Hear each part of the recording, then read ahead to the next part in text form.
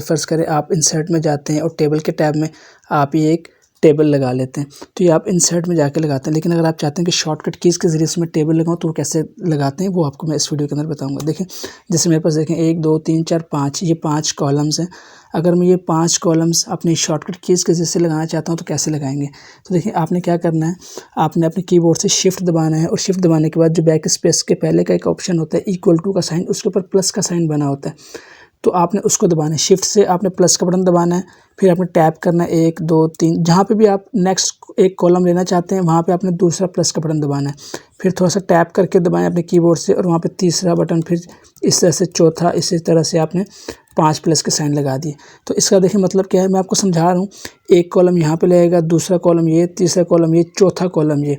तो अगर आप 5 कॉलम चाहते हैं तो आपने इसको बैक करना है, थोड़ा-सा पीछे कर लें और यहाँ से आपने दोबारा टैप करके एक प्लस का साइन लगा दें। तो अब आपने ये कर लिया। अब आप जस्ट इंटर करेंगे तो देखें आपके पास 5 कॉलम्स का टेबल बन गया, 1 2 3 4 और 5 का छोटा बन गया।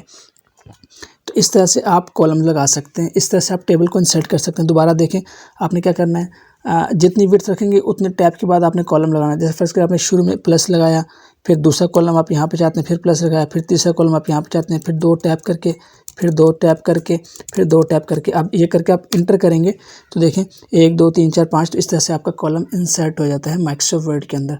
उम्मीद है ये वीडियो आपको पसंद आई होगी। इस तरह की अच्छी और मालूमाती वीडियोज़ के लिए हमारे चैनल को सब्सक्राइब करें ताकि आपको ऐसी मालूमाती वीडियोज़ मिलती रहें। बहुत शुक्रिया।